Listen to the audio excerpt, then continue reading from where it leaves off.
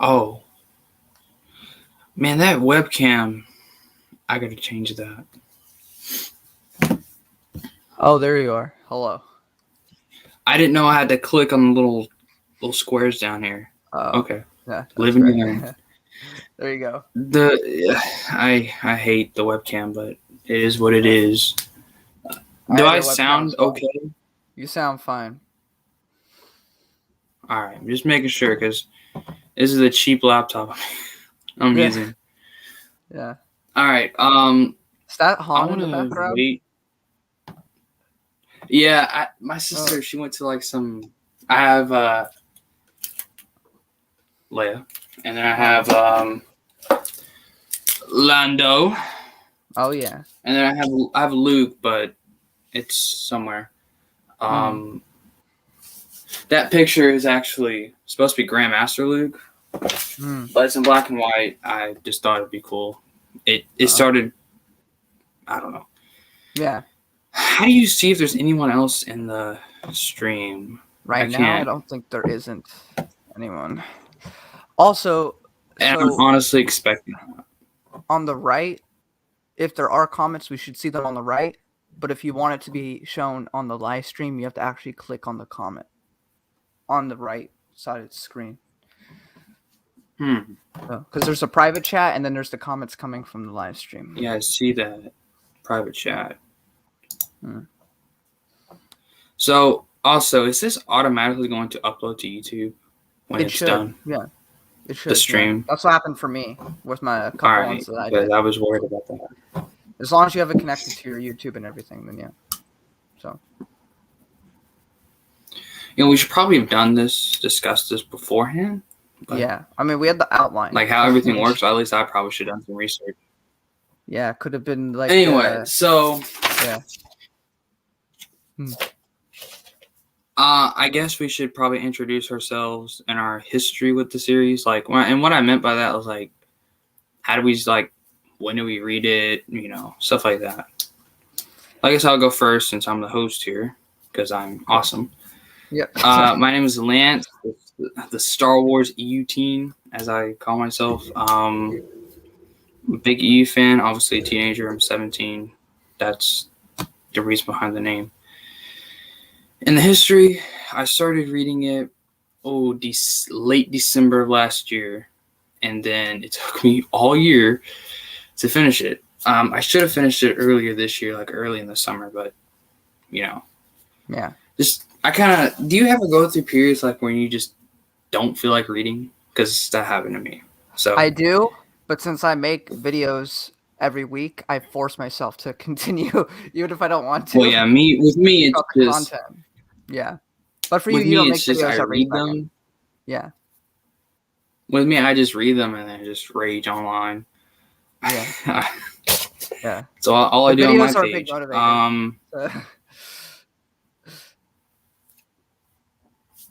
Here, I'm gonna. Where's my phone? Gonna get your outline. I already have it. My cousin is texting me right now. No place to comment on the live stream is what he's telling me. No place to comment. I commented. You just go on the YouTubes. There should be an option saying live chat. I saw it, so I commented on it. Yeah, it's right there. I don't know. I see it. So maybe it's an issue on his end. Oh, there you go. Okay. Anyway, so go on ahead and introduce yourself.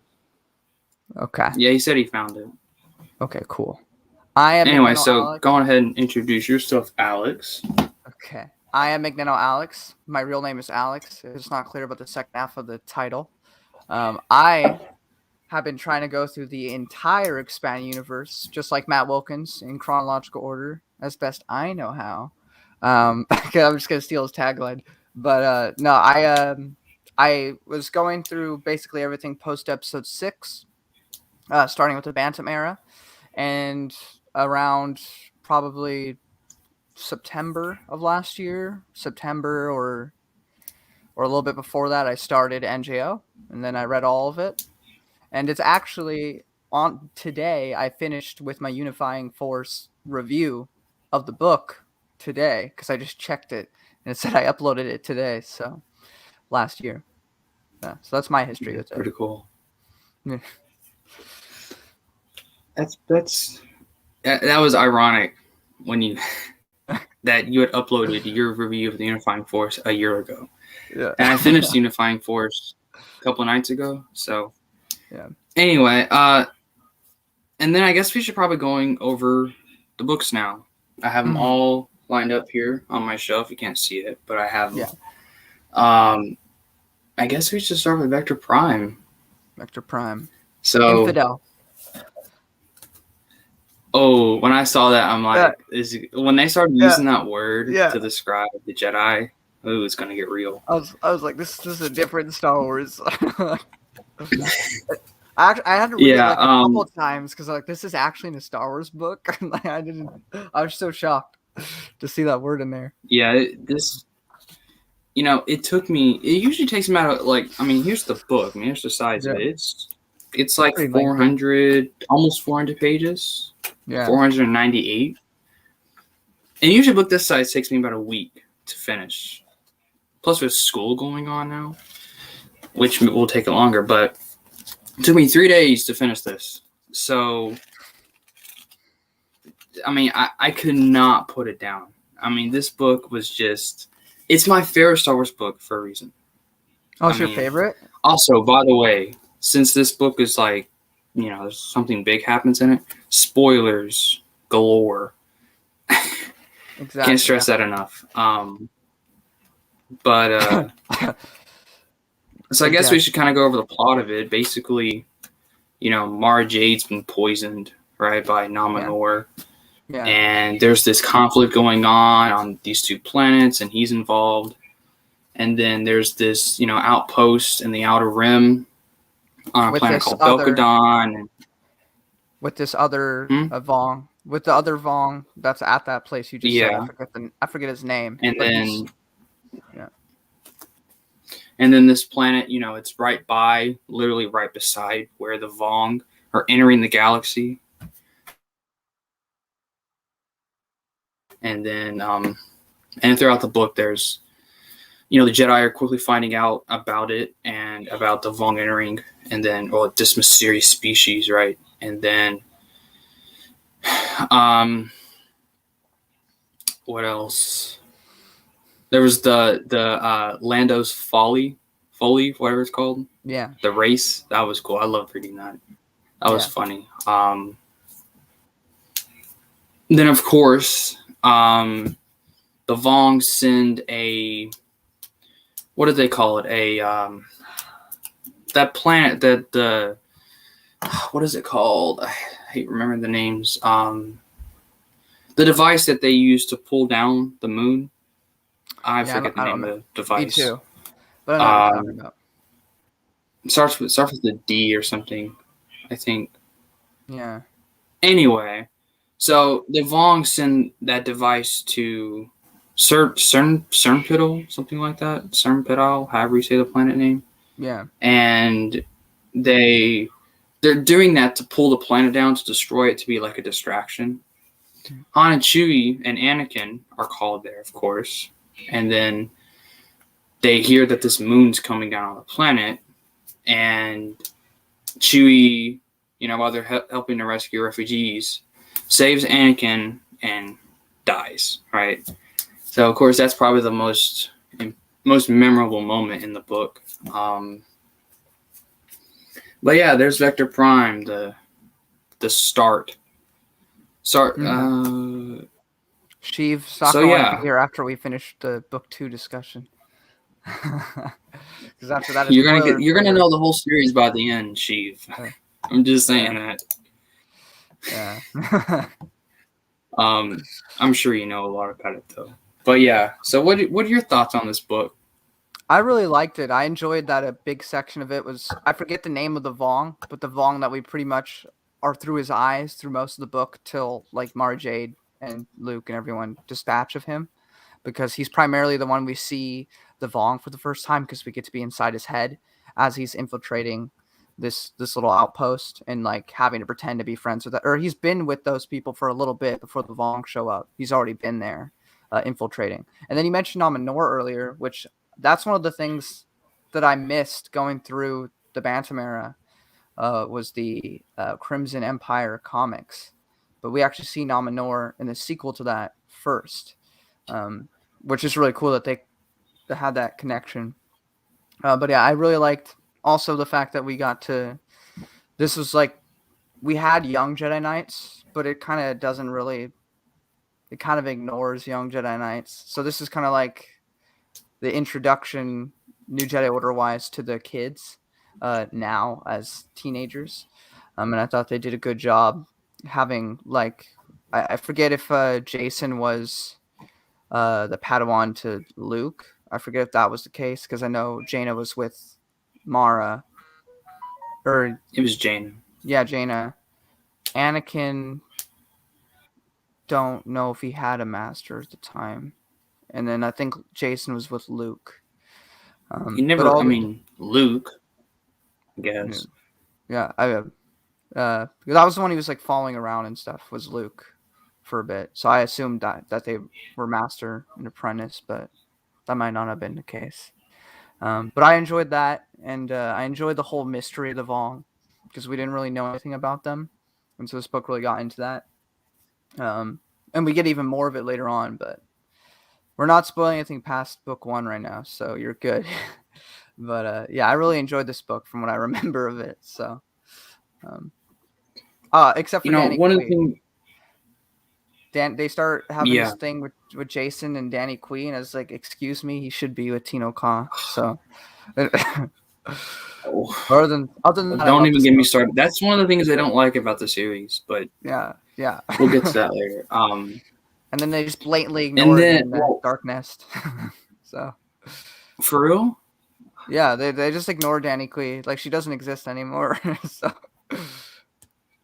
yeah. Well, I guess I'll get to my thoughts. If I know you follow me. I know she follows me. So y'all know it's my favorite book. If you don't know, it is my favorite Star Wars book of all time. As of now, I don't think that'll change, but as of now, it's my favorite. One of the things that I noticed from the book that I loved the most, and it may look unexpected, not the most, but Kip Durant's. Like, he has not just this book, the whole series. He has a huge influence and impact. I didn't expect it. I thought he'd just be like, remember, what's her name, Sigal, the Mon Calamari Jedi? Yeah. She was there, but she didn't do too much. I thought it'd be like that, but no, Kip is like right there. He has a huge impact all throughout the series. Yeah, this series, well, I mean, before that, he was already becoming it, but this series has made Kip like top 5 Jedi of all time for me. I love Kip so much. Kip's my favorite. One of my favorites, anyway. Yeah, I'm a huge fan of Jedi Academy trilogy and Cameron J. Anderson in general. So when I saw Kip have that big of an impact throughout the whole series, not just this book, he kind of not as big towards the end, but he still had a big role. It was mainly the first up until Alston's duology, I'd say. But like I said, he had a huge impact. So that was really cool. The way, when I was reading the Vong for the first time about them, I knew what they were. Who doesn't? But when you're reading about them, like from the source material, it scares you. It scared me when I was reading it. I mean, they were scary, man, and they're a scary species. I knew about the Vong, like I'm a Star Wars fan. I knew stuff. Yeah, but when you actually start reading it, when you experience the Vong, the way they were supposed to be experienced, not a freaking Wikipedia article, is the best thing ever. And it was great. And then, of course, Chewie, we all know what happened to him. Great decision. Thanks, George. That I think that was perfect. I think the way he died was perfect. The people who bullied Salvatore over it suck. I hope you're watching this. You suck. the people who booed him at conventions, who bully him online. To this day, it hasn't stopped. Screw those people. And the idiots who wrote bogus articles about it, who never read the book. Screw those people. It was awesome. Everything about it was awesome. And the fact that, he essentially Chewie fulfilled his life debt to Han by saving I was about to say that. So Han saved Chewie, and in turn, Chewie saved Han's son. Exactly. So, and of course, the result of that, through the rest of the series is huge, right? Because Han and he's not even in the next two books. He's in it like for one scene, but that's it. He's not even in it. He's like that one gone. Scene is that one scene. He's And then of course, Agents of Chaos is really when he came back. But yeah, just everything about it. And then of course, seeing Lando Debrilian, his that the whole race thing was in that asteroid field was cool. Yeah. Jason and Anakin arguing over the Force was cool at first, but it gets annoying. It got annoying. Jason gets annoying. I think I hated Jason until Traitor, and then Traitor became my favorite character in the New Jedi Order after Traitor. So it was a big switch for me because he was really annoying me for a good while. Anakin, I'm all for Anakin, and then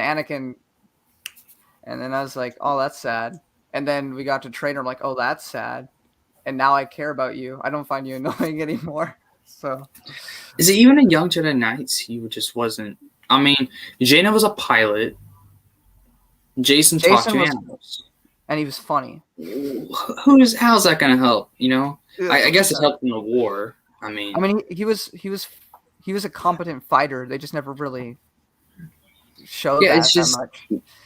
I mean, in Junior Jedi Knights, Anakin was a really good Force user. Jaina can fly ships. Jason talks to animals. It's like they didn't really know what to do with him. And I'll get on because even that's one of my biggest criticisms for the series, and I guess I'll talk about that later on. But it's Jason. Anyway, that's my thoughts. I love the book. Let's go to the next two. The next two, the Dark Tide duology. Dark Tide duology by Michael Stackpole. Yeah. I don't remember. I know Battle of Ithor is in this, and Cornhorn. Gainer Rysode is introduced in this.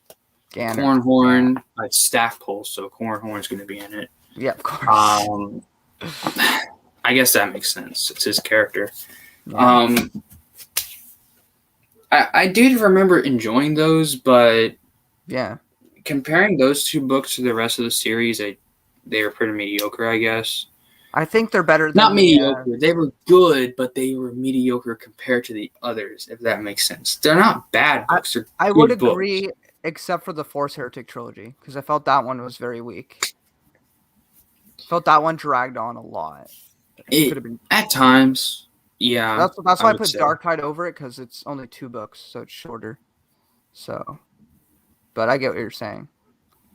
Yeah, one of the scenes that... I don't remember a lot of these books. I remember Vector Prime more than I remember Dark Tide, but which says a lot. There was a scene with Mara and Anakin on Dantooine, and Mara was teaching Anakin basically, don't abuse the Force, don't use it all the time, basically. And that was really cool. It was really cool to see those two characters interact. And then the Battle of Ithor, I remember, kind of. It was kind of cool. The Kamasi death. I remember that. That was brutal. Yeah, I was actually really surprised because I knew about Chewbacca, and I mean I figured there'd be side characters who died, but this guy, he's been around. He was in the Hand of Thrawn duology, and maybe a couple other things I don't remember. I just remember he was in the Hand of Thrawn duology. He was in Hand of Thrawn, yeah. And then they just the way he went was just I don't know. It was anticlimactic, which made it a bit more depressing because he was always a really nice guy from what I remember, And like his whole thing in there was trying to like talk to them about like not doing this war or whatever, like trying to like do the diplomacy, and it just fails for him. So I felt really bad for him. If I remember this right, didn't Cornhorn didn't he open the door or something and then see his skeleton? Yeah, The something like that. I remember something about a skeleton. That was scary, man. It's like, oh, yeah, just skeleton, just his skeleton right there. And wasn't Corrin and I think his name was Elagos, Aquila, something like that. Weren't they friends, like good friends, if I remember right? I don't remember. They might have had a good. Sure they were like standing, but I don't remember. Isn't this ironic? Yeah, I just remember because I remember scenes from the book where I forget the Vong's name, the Vong that's featured in these two books. Shadow, right. It was with an S, yeah, and because he's talking back and forth with Elagos, and like they seem to be getting along. They seem to be kind of understanding each other, and then that just happens anyway. So, was it all fake? Was a little bit of it true for Shao, or was it all just bullcrap? I don't know. But I enjoyed the discussions they had with one another. Yeah, and then you had the duel between Shadow and Corrin. That was cool. Yeah, that was good. That was good. Yeah, definitely one of the highlights of the series, the whole series. That duel. Yeah. And then I think wasn't Darklighter in this too? Pretty sure he was in it. Because this is by Stackpole. I mean, yeah, Stackpole, I don't know how big of a role he had, but I'm pretty sure he was in it. Oh wait, isn't this when Jaina joins Rogue Squadron? Yes, that is this duology. Yeah, and Gavin was in it. Mm-hmm. For the longest time, I knew Gavin was because just letting you know, I still haven't read the X-Wing books yet. I skipped over them because I thought, oh, they're just about X-Wing pods. I'm not gonna like that. I'll read them before I even move on to like pre-Return of the Jedi stuff. I'm gonna read those. Yeah. Even before I write Sword of the Jedi, which I'm still planning on doing, I'm gonna read this. I'm gonna read everything post Jedi before I write Sword of the Jedi. But I didn't know like how Gavin was related to Biggs, Darklighter. So like, oh, they're related. I don't know. Yeah. Anyway, so, and then I looked it up on Wikipedia. Oh, they're cousins. Wait, or brothers. See, I don't remember. Yeah. Anyway, so this duology was compared to other EU books, it's great, but compared to the other New Jedi Order books, it's decent. It did its job. That's what I'll say. I definitely prefer it to the Force Heretic trilogy, just because that one dragged on for a bit for me. Also, the no chapters thing really annoyed me too. In Force Heretic. All right, so I guess we can move on to Agents of Chaos now. It's almost been 30 minutes. We've not even halfway through the series yet. I guess we got time. But yeah, Agents of Chaos. That's probably backwards for y'all, but again, I don't remember a whole lot. I remember more, I feel like, in this than I did Dark Tide. Of course, this is Han Solo centric, right? Because Dark Tide, that was really focusing on, I guess, the X-Wing pilots and whatever. Jaina, really, because it's Stackpole. Yeah. But Lucino here, if you don't know the story, Lucino was really close to Brian Daly. So, and of course, by this point, which was like 2001 when this came out? 2000. Okay. So this 2000 when this book came out. These books came out. And when did Daly die? Didn't he die in the 80s? Late 80s, early 90s, somewhere around there? It's been years. So, but Lucino was good friends with Brian Daly, and if you don't know who that is, he wrote the old school Han Solo trilogy. In fact, I have it right here. These books. Han Solo stars in Han Solo's Revenge, Han Solo, and the Lost Legacy. But he wrote those. So that's, and this was Lucino's, I guess, tribute to him, his close friend. So that's why it's about Han Solo, right? And there's a lot of references. Yeah, there's a lot of trilogy. Galano. Yeah, a character named Roa, I believe, was in this as well, because he was in Brian Daley's trilogy. I don't and remember. then Yeah.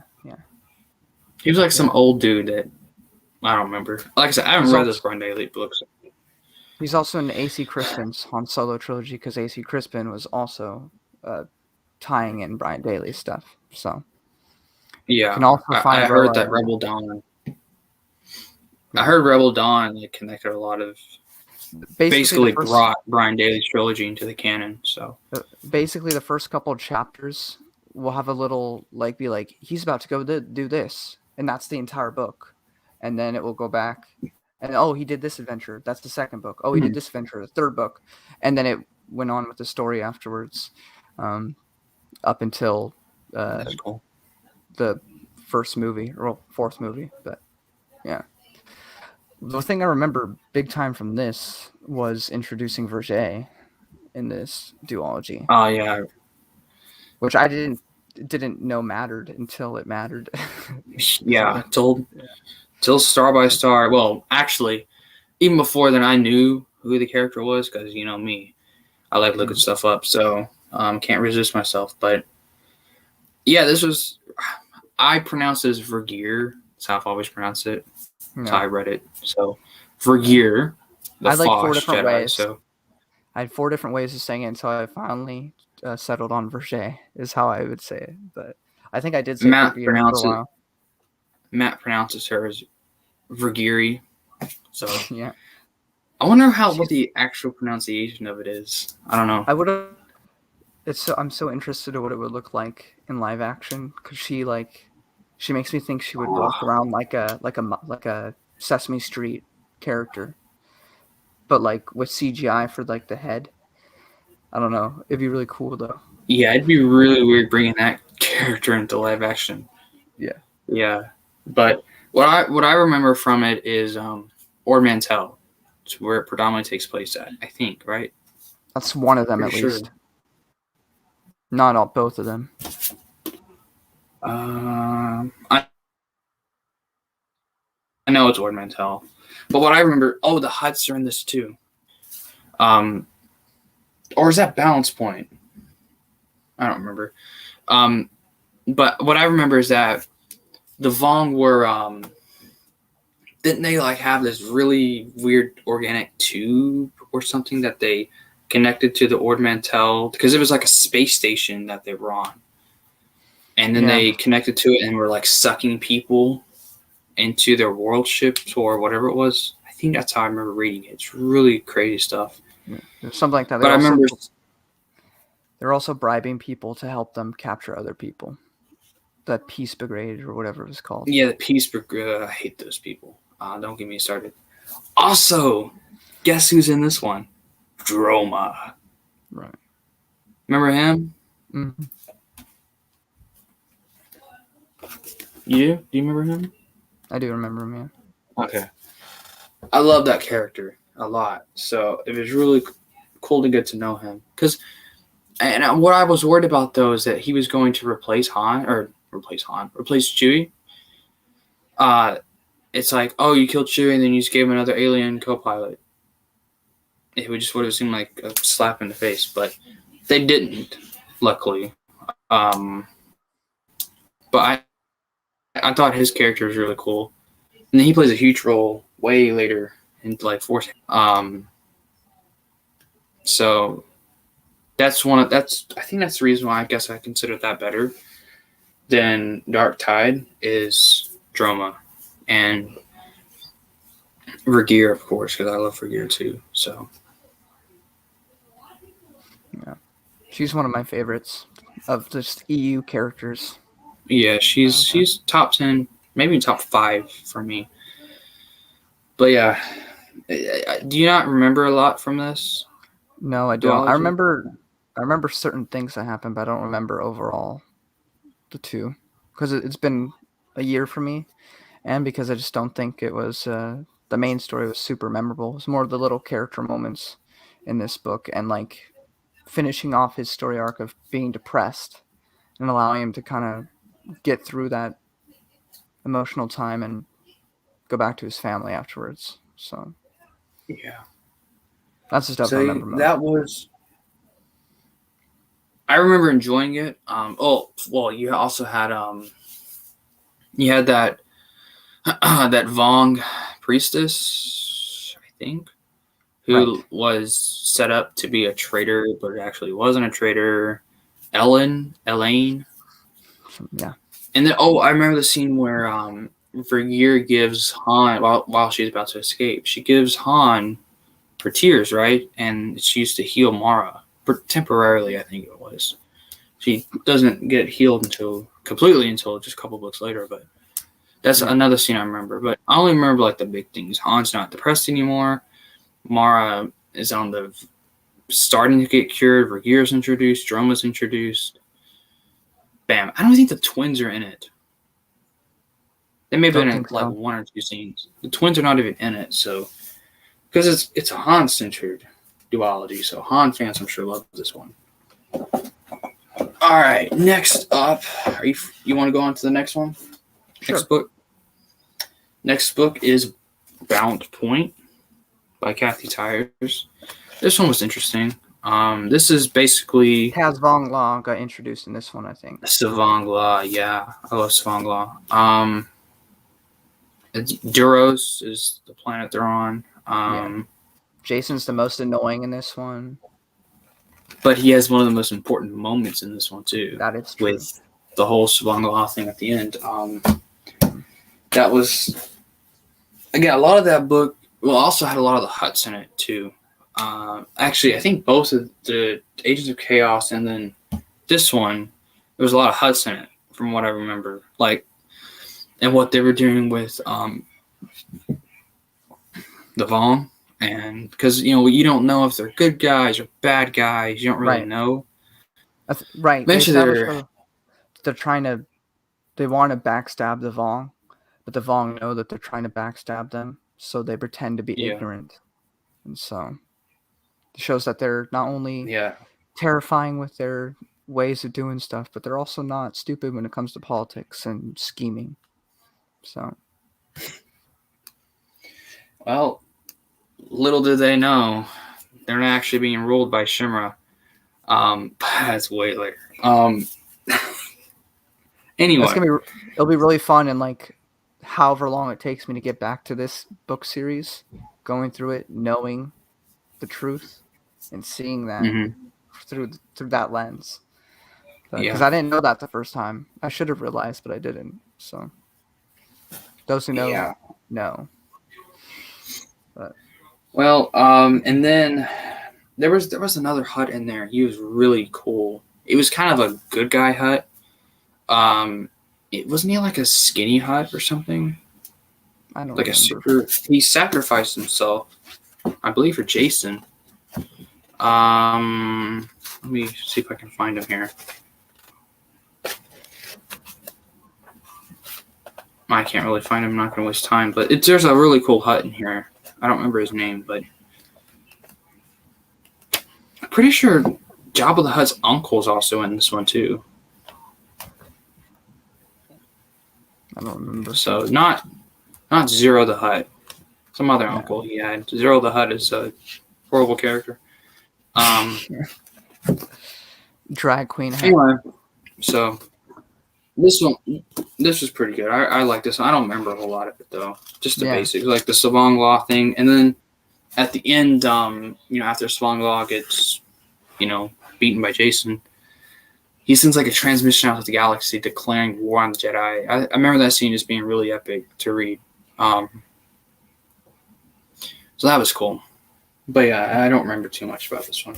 I do remember it being written beautifully though. Kathy Tyers is a really good author, so. Kathy Tyers is great. Yeah, she did better with Bakura in my opinion, but just slightly better because it is New JEDI Order, so almost slightly better. Edge All of right, Victory next. Yeah. Are you ready to go on to the next one? For sure. Next duology. My favorite duology in the series. Edge of Victory. This is the reason why Anakin is my favorite EU character. It's mainly because of this one. Yeah. The first one I definitely enjoyed more than the second, Edge of Victory. I remember that a lot. I just remember just loving these books. Well, the first one focused on Anakin, like almost exclusively. The second one focused on numerous characters. Anakin was just mainly the focus, but I preferred the first one because it was like mainly just Anakin. Because he Now, gets before put we on get the on bomb. to the story, look at the cover art for the second book. Look at Mara. She looks weird, man. Look at Luke too. Well, she looks kind of like the girl that cosplayed as her. I'm sure it was based. It was a model. And she was approved by Lucas. Did you know that? No, I didn't. She was actually approved by Lucas to portray Mara. Wow. Well, so that's probably why she looks a bit like her then. There. But I'm sure that's who she's based on. But it just looks weird. Other than that, these two books are just great. Luke even looks a little weird with the afternoon shave or whatever, or afternoon shadow, whatever you call it, 5 o'clock shadow. This cover art's really cool though. Yeah. I love the cover art for this one. Yeah. This is probably my second favorite book in the series. So, but yeah. We haven't gotten, of course, to my in this one, yet. Anakin. Yeah. And then in this one, Anakin, Tahiri, on Yavin 4, it's about to get attacked. So. And the bunny Jedi. I forget his name, but the bunny Jedi. Ikarit? Yes, thank you. I love him. Yeah, he died.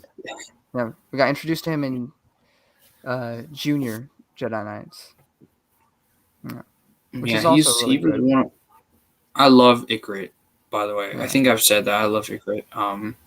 So yeah, it was pretty. He sacrificed himself, right? So that was cool. And then what I remember a lot is like the when they were torturing Tahiri. That was really scary to read. And then Anakin. What I loved is Anakin of what's his name? Rapung, the Vong that helps Anakin. Yeah. I don't remember how you pronounce his name, but Vua Rapong, that's how I read it. That was really interesting. Vua, he was just a really good character. So I really enjoyed that. And then that's why Edge of Victory is my second favorite. Is really just Anakin and Vua and then Tahiri and reading about all that. And of course, I mean, this book is like essential to the rest of the series, like because of the Shane ones. I think they're first introduced in this one, if I'm not wrong. Yeah, the Shane ones are introduced in this one. So yeah. And then, of course, if you read the series, you know what happened. I know you have, but no one's watching anyway. There was one person who was watching. They'll watch our left. Yeah. Hopefully. But what was I talking about? Shamed ones. So that was cool. And how that story affected the Shamed ones kind of became a legend, right? A legend within legends. Had to make that. But yeah, I loved Edge of Victory 1. The second book, the only thing I remember from this one was Mara giving birth to Ben. Same. That's the biggest. That's what happened in this one. At least from what I remember. Yeah. The first one I remember more because it has Talon Card show up. It's on Yavin 4. We have Ikarit, we have Tahiri. We have all that stuff going on. We have the Shane ones. Anakin on the Vong ship. All that stuff is more memorable to me than whatever happened in the second one, I guess. Mm-hmm. Yeah, I feel the same way, but I remember loving this one. I don't remember what I loved about it, but I loved it. Sounds great. So yeah, I love Greg Keyes, man. Greg Keyes, I wish he wrote more, but I wish he had a trilogy all to himself. Because I loved his books. I need to read some of his other stuff. Yeah. Well, you know what the next one is? Yeah. The Storm. I guess Edge of Victory was the calm before the storm. Yeah. I would review. I would do short stories, but I don't want this going too long. Yeah. But the short stories are okay. Yeah. That's the long and short. Short stories are long and short. Those shorts. So the long and short is that the short stories are okay. They're nothing special, I think, anyway. But yeah, I agree. they're serviceable for a little bit of extra content in an already super long 19-book series. So. Yeah. But I still haven't finished. I haven't read all the shorts. I've read Ulysses, Recovery, Practical Man. I think that's all I've read short-wise. Anyway, but what I want to talk about, mentioning short stories, there's a contradiction here that I noticed while I was reading. It's on the first book. It says, already a lynch mob on Ando had killed Dorsk 82. Now that prologue, it's actually a short story. It takes place before this book. Dorsk 82 is killed in here, yet a short story that comes place before it mentions a character that dies in this book. So if you're reading this in chronological order, if you read the short story first, like I did, and then read this, you're spoiled. You got spoiled from a short story that didn't, I don't think anybody else noticed that. I think Meg Reviews noticed it on YouTube. She noticed it. Because she notices everything. That's why I say read the prologue of this first. Yeah, I love Meg Reviews, but read the prologue of this book, then read Recovery from this book, and then continue through the series. Because you'll get spoiled otherwise, like me. And then we get to Troy Denning, the most controversial author. Him and Karen Troy Travis. Denning hates the New Jedi Order. Yeah. People say, Troy Denning hates the New Jedi Order. Troy Denning is so sexual. Yeah. Troy Denning is so sexual in all of his books. I'm like, but where? They show the most obscure things. Like the most they got is Darkness because there's some weird stuff with the bugs. That's about it. Troy Denning's not that bad. But yeah, I'm reading Joiner King right now. It's pretty interesting. I like where it's going with it. I know a lot what's going to happen though because I know. But anyway, Star by Star, what a book, man. First of all, second longest book I've ever read. First being Visions of the Future because it's a long book, longest book in the series by far. It's very downer. There's a lot. So first of all, what's going on is there's these Voxen, which are they're crossbreed. Yeah, they're crossbreeds of the Vornskers from Merkur, and then some Vong species. Yeah. And they hunt Force sensitives, so they're used to hunt Jedi because the Vong don't hunt the Force, so they hunt Jedi. So of course they're a huge threat. They've killed a lot of Jedi already. They killed Dorsk 82. No, they didn't. They didn't kill Dorsk 82.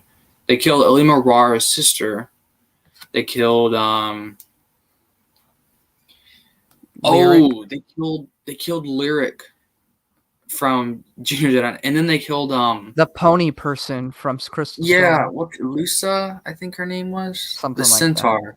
That. Yeah. They killed her. Now I actually liked Lusa because she was back. They actually brought her back in Young Jedi Knights from the Crystal Star. I remember. So when people say the Crystal Star had no continuity, it's like, yeah, it did. You can't say it's not canon, dude. It has impact on the plot anyway. Yeah. But just kills them off. They're dead. It was in a paragraph. Just one page, one sentence mentions, they're just dead. Bye. Yeah, I remember reading it. Like, I'm like, oh, they're dead. You know, they were interesting, but they're dead. Though I'm sure a mermaid creature is not going to do much against the Vong. Neither is a centaur. But that's okay. Anyway, so this Mission of the Marker was really fun to read about. Really bloody to read about. Anakin, of course, spoilers, I guess. Oh, if you're watching the rewatch, you should know this by now. But Anakin dies. So a solo kid dies. Now, I knew this going into the book because I has been spoiled. What's funny, I think I was spoiled by Dark Zenobia of all people. Don't get me started on him, but communism. Well, anyway, he spoiled me on Anakin's death. I guess that's my fault for watching his review.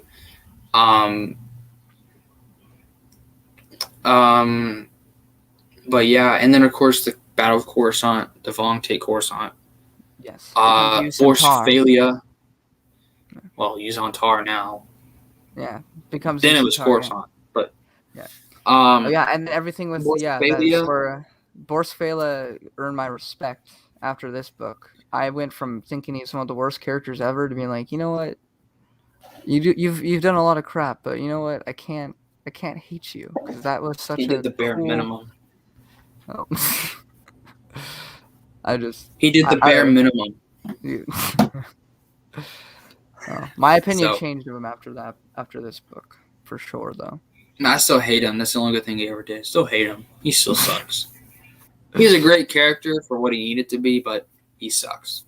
Well, that means that Timothy Zahn did a great job, and everybody who carried him off of Timothy Zahn did a great job, because everybody was consistent in making you despise him.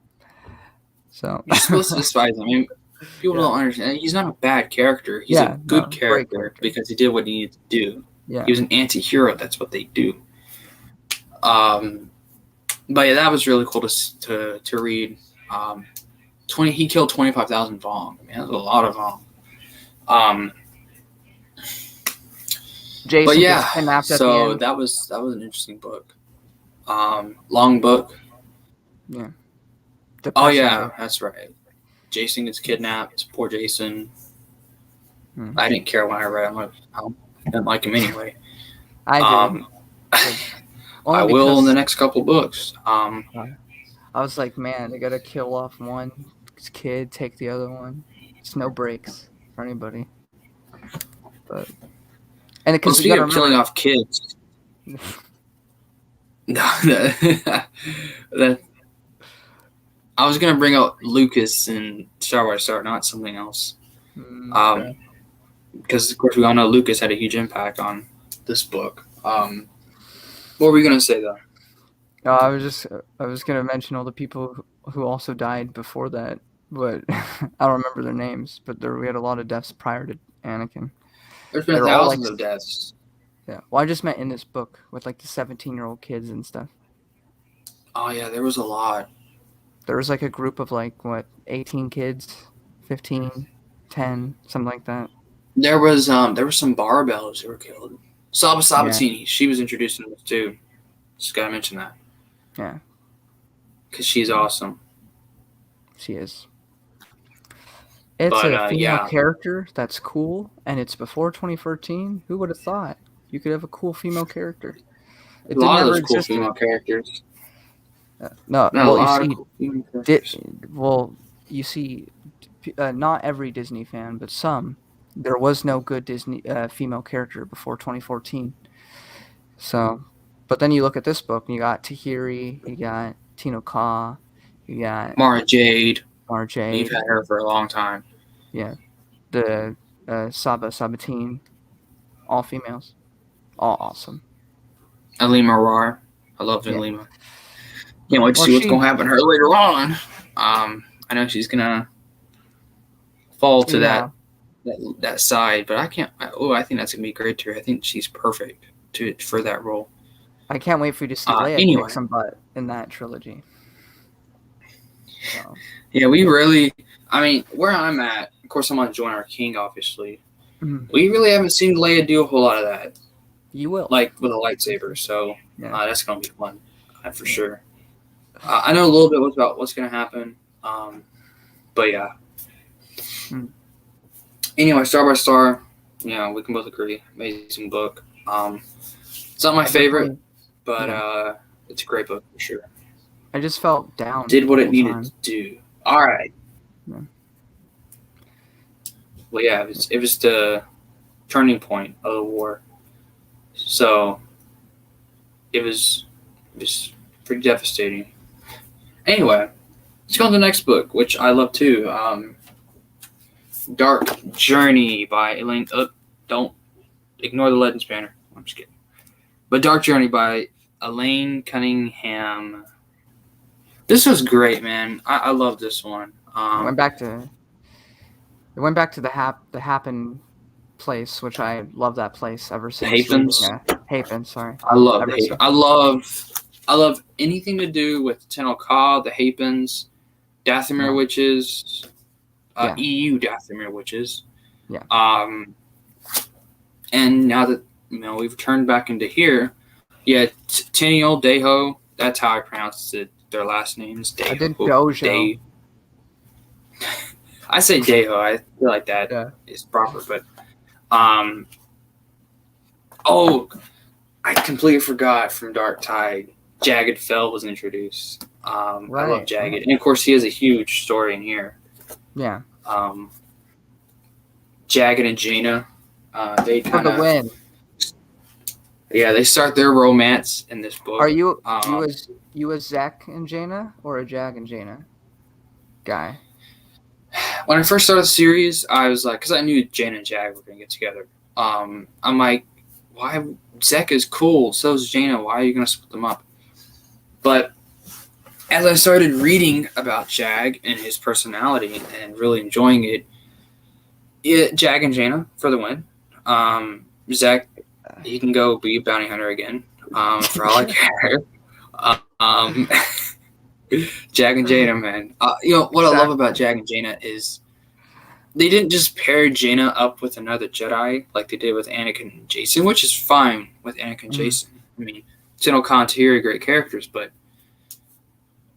Jag is just some pilot, right? Some knuckleheaded pilot. So I guess he's not a knucklehead, but No, he's a he's pilot, definitely. right? He lived with a Chiss, so he's definitely a lot like Thrawn. He's not in a lot force of ways. sensitive. He's not. Yeah. That's what makes him special, right? He was raised by the Chiss, and he's a Fel. So. And it's So I really. because Leia got with Han, who wasn't a force Yeah, user. Leia was Jaina. Yeah. But what I liked about it is they gave her a romantic interest that was not a Jedi. It was just a pilot, from who was raised among Chiss, which makes it even better. And then, of course, Kip is in this predominantly. Kip and Jaina, I don't know why people saw their relationship as romantic. It wasn't. They're to mentor.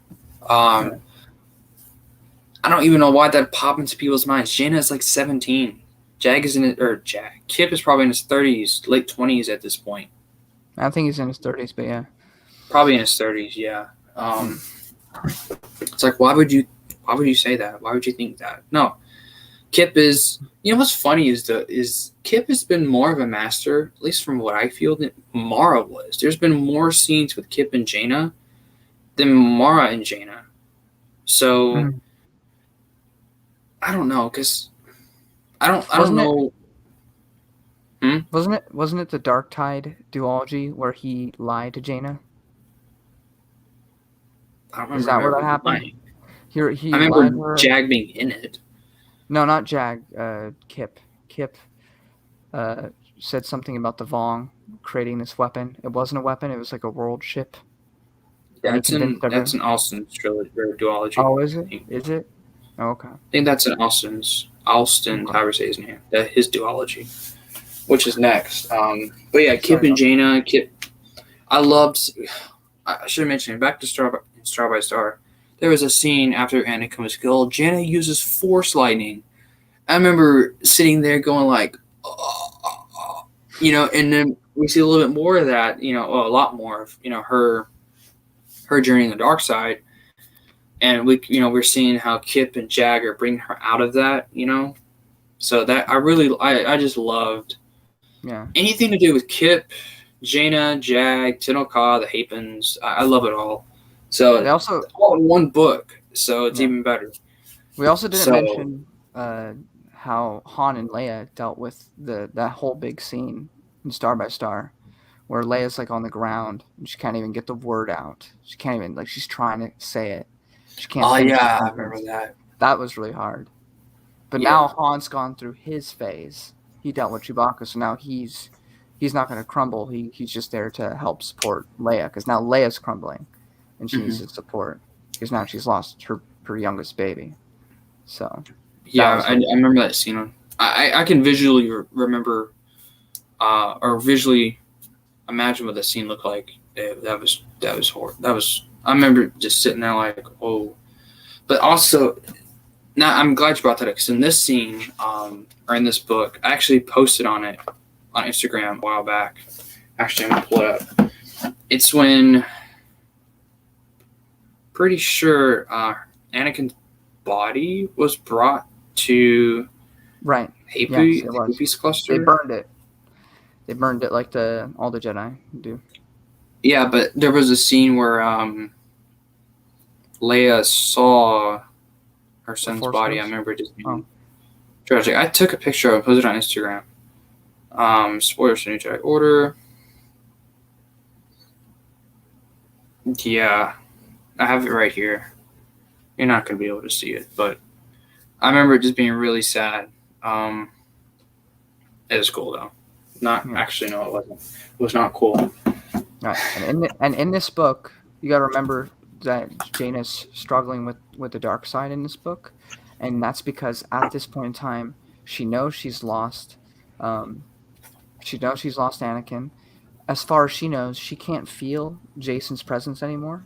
We learn why in Traitor, but as of right now, she can't feel him, so she assumes that he's dead too. So as of right now, she thinks that both of her brothers are just gone. And so she's dealing with all that while still being in the middle of a war, and then dealing with Happen because of freaking Tenoka's grandma being Tenoka's grandma. Yeah. That's how I pronounce her name. Yeah. Speaking of Tenio, that's her name. That's how I pronounce it. Tenio Deho, Tenoka's mother. Yeah. She dies in this as well. So you have loads of deaths in this series, but a lot of people actually don't like this one because they think it focused too much on Tenoka and the Happen politics. But I think it all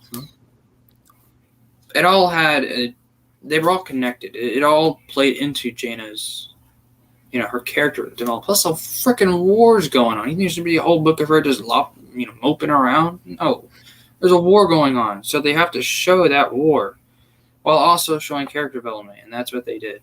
Flawlessly. Did they? No, never mind. This would have happened before. When did before Anakin died? When did he use Centerpoint Station? What book was that in?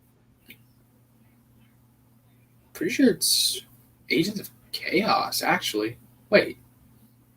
No, it's not. Because that's a big thing in here. Because the Happens are all upset about it.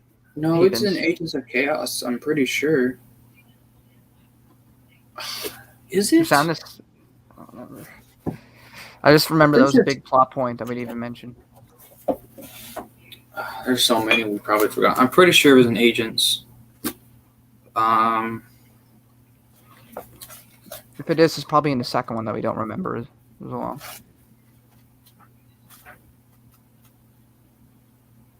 I don't remember, but yeah, that was also huge. I remember that. Yeah, because that affects the whole thing that's going on in this book, because their fleet got destroyed in that book, so they're kind of antagonistic about that right now. So yeah, it's true. Well, I guess we should probably move on. The next trilogy or duology, I guess. Aaron Alston's Edge of Victory. No, it's not Edge of Victory. It's Enemy Lines duology. So I love the covers on these two. Both of them have excellent covers. Whoops. Yeah. So I really like the covers on them. Again, it's really a Borleus. Again, this one has a lot. Again, lots of X-Wing stuff in it because it's Austin, right? Yeah. So Stackpole's, counterpart, not counterpart, but like, So I mean, the what's that Super Starship? The Lucenka? I don't know how you spell it. Lucenka, however you pronounce it. That has a huge role in this. Again, Borleus, which was also in the X-Wing series. The Mon Mothma Star Destroyer is in it, which I love that Star Destroyer. Of course, Wedge is in it. Yeah, we start using the Vong religion against them in this duology because we have Jaina using their belief that she's this god or this twin god against them. The Vong are starting to believe that she's Yun Harla, who is the trickster goddess. That actually happened in Dark Journey. That happened in Dark Journey, but she's in this one she's using it in this one. Yeah. Using it a lot more. And then of course there was that awesome storyline where Luke dressed up in Vonden crab armor. Yeah, and then they went to that. What were they doing on that planet anyway? Why did they go to Yuzantar? I don't remember. I don't remember, but what they did do, what was the big continuity thing though in that one, was bringing back this random kid, Children of the Jedi. Eric Ismarind or something like that. And having him be a big giant bad guy for this, which was really cool. Just to bring him back. Yeah. That was really kind of ridiculous. With like the lightsabers on his arms or whatever, it's kind of weird. But he had like 10 lightsabers on him. Yeah. I remember reading that. I'm like, how's that going to work? How are you going to have 10 lightsabers? And then there's a picture of him that they had released, and it just looks like little boosters that he has on his arms. But they're lightsabers, apparently. I'm like, this seems stupid. I was reading it, I'm like, that's kind of dumb. It's kind of going overboard. But yeah, that was really cool. Tahiri, I know this is really when Tahiri is starting with the whole, two personalities. Because I mean, when Anakin was alive, she was able to suppress it. But now that he's dead, she's now, what's happening? She needs to find a way to merge it. Yeah, that happened in Force Heir too, though. Yeah. But this is really where it starts, and then, man, what else happened? Tycho was in this.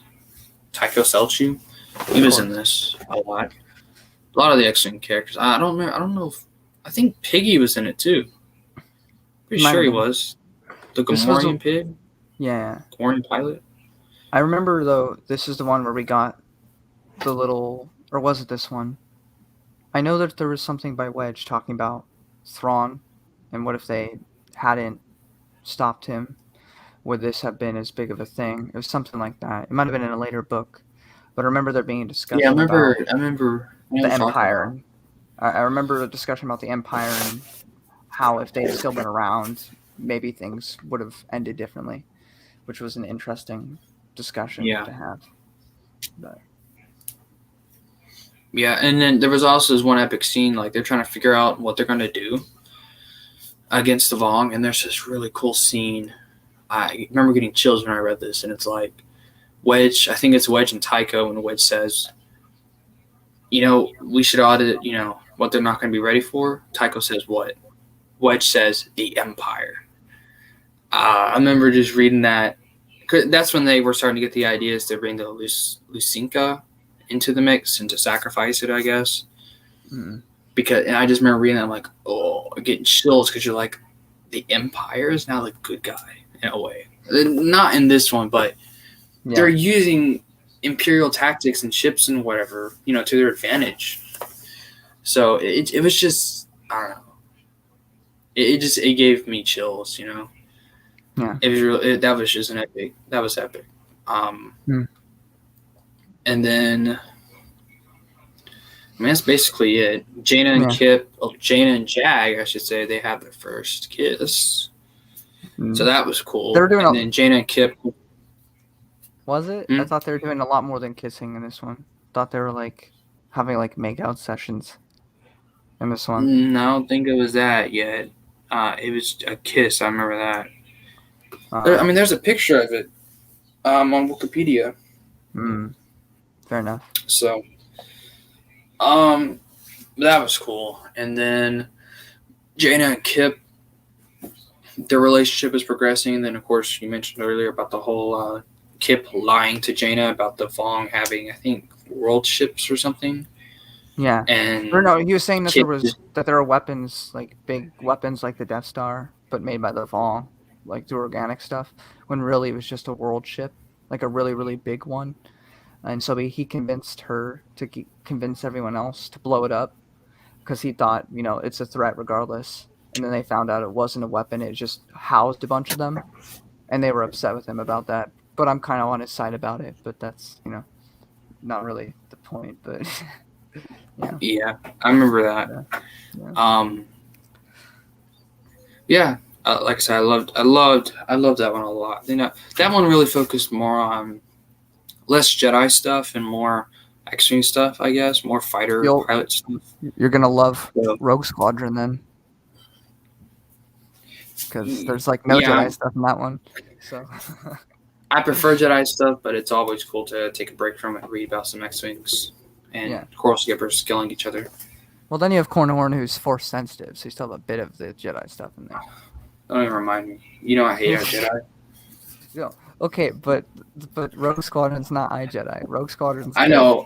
But like I said, Corrin, because like I said, I hadn't read the X-Wing book, so I thought let's go ahead and read iJedi. That sounds like a great idea. He's not as bad in the Rogue Squadron, I promise. I hope so, because I left a bad taste in my mouth. He's really toned down. I guess that's why I should read in chronological order then, or at least publication order. But no, I understand. I don't like iJedi either. It's like when Stackpole was writing. It's like, these books take place before Jedi Academy. And it'd be different if Luke didn't know about Corrin and his Force sensitivity, but he does before Jedi Academy trilogy yet, and that trilogy doesn't introduce him. Or he doesn't go and ask Corrin to join the Academy. I didn't think about that. Well, at the end of, I don't know if it's the first book in Rogue Squadron, but Luke does find out at some point, and he asks him to come on, and he says, I'm not ready. So that's why he doesn't join right away. He says, I have to figure out some stuff, and then maybe I'll reconsider. And Luke's like, that's cool, bro, whenever you're ready. So that's why. Right, but then Jedi Academy trilogy, just a few years later, doesn't ask him. Oh, but he actually did, because there was a retcon. Yeah. And what they should have done, what Stackpole should have done, Cornhorn, maybe that he could have, maybe it could have been right before the Jedi Academy trilogy started, or maybe right after.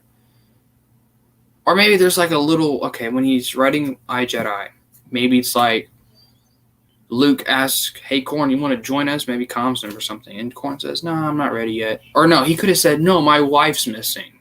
He could have said that. And then they could have told a whole story about him looking for his wife. Which is what the whole second half of the book is. Like the first half is pointless. Exactly. The first half is just a retelling and a retcon of JA trilogy. Yeah. Anyway, that's a whole different topic. Yeah. Let's get on to your favorite. Traitor. Oh, I dropped something. My absolute favorite of the entire series. And probably top 5 books of all time. Yeah, this is probably my favorite of NGO and in my top 5 of all time of Star Wars books. Yeah, Traitor was really good. I finished it in a single day. That's how much I enjoyed it. I just didn't stop. I didn't pee. I didn't poop. I didn't eat. I just read this book until it was done. So I could not put it down. So that's how much I enjoyed it. Yeah, I loved it too. Maybe it hasn't got that degree, but I really did enjoy it too. Survivor Gear is my favorite of the new characters introduced in the NJO. Only And this is Matthew Stover's first EU book, so there's that. Actually, is it? Or did Shatterpoint come out first? No, it was this one that came out first. No, because the Clone Wars multimedia project was like. But yeah, I really liked it too. Regeer, Jason, Gainer. You shall not pass. The Gandalf moment. But yeah, the whole book. The first half is Jason's. The whole book. What I said. The whole book is that the first half is Jason in the embrace of pain, and then it moves on from that in the second half to him exploring Yusintar, and then the end brings in Ganner, where the Gandalf moment happens. I say Gandalf because Gandalf says something similar in the Lord of the Rings movie. Oh, I've never seen. Isn't that Lord of the Rings? I've never seen it. Or yeah, it is Lord of the Rings. Yeah, Lord of the Rings. I've never seen it, so. Yeah. Well, so the moment at the end where he does the like nobody shall pass or whatever, it's very similar to the movie where Gandalf puts his staff down and says, "You shall not pass," and then it's just a very similar line, which is why I said that. But yeah, this book is mostly talking, which I found funny. Yeah, there's very little action. I mean, till the end. But yeah. No, I really liked it. Because I think the Embrace of Pain was interesting, pretty interesting device. Jason, of course, went on a huge character arc. As you know, Virginia gives him her philosophy on the Force. Yeah, there are really no words. This book was so good, It's up there for one of my favorites too. And there was only like 3 big characters for the majority of this book, which was Jason, Verge, and then Nominora, which we haven't even mentioned except for in Vector Prime. Nominora plays a big part in this as well. He's constantly talking to this whole book is very depressing for a good half of it. Makes Jason rethink everything that he's known about the Force. And then, of course, we have Ganner, who's been a character that we were introduced to early on in the series, and he has a super awesome sacrifice that he gives.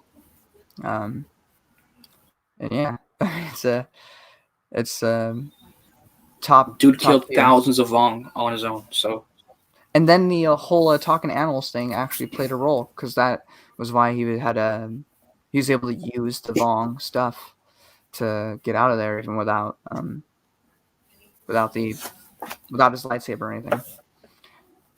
Yeah, about time for that stupid power to come into use. It's not stupid, but it's stupid compared to what everybody else has. Anyway. You have a comment, by the way. From who? Christopher. You've never seen Lord of the Rings? What are you doing with your life? Chris, I'm reading this. This is what I'm doing with my life. Chris is my cousin, by the way.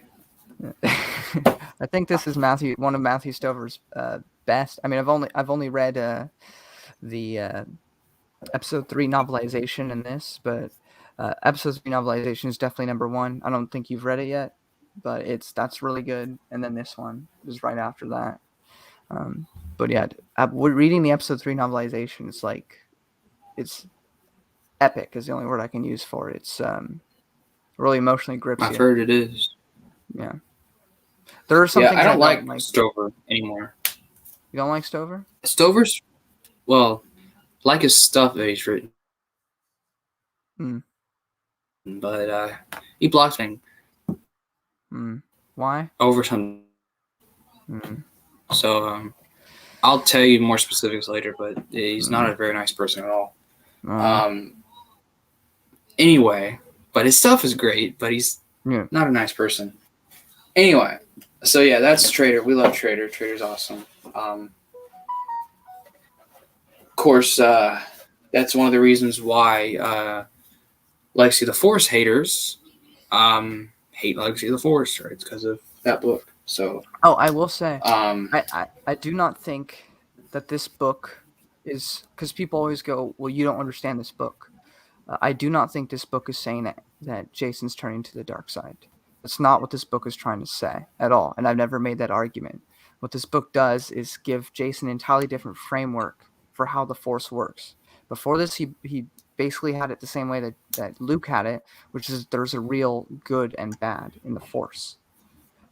Verger twists that, says no, it's only you as a person that determines if you become a dark side user or not. If you're a good person, if your intentions are good, you can't fall. And so by having that sort of philosophy ingrained in him, later on he can start doing things that maybe Luke's too afraid to do because Luke's ignorant. Luke thinks that he can't do anything bad because otherwise he'll become his father. But Jason, he knows that he's enlightened because Verger told him that it's all about your intentions. So as long as Jason knows that, he can't fall, or at least that's how he views it, and that can lead to arrogance later on. But yeah.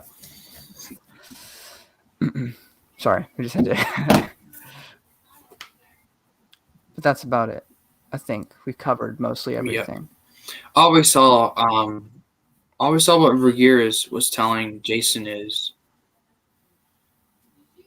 really, from what I remember reading, Verger was just telling Jason, "Hey, the Force is not two-sided like this. No. It's one, you know."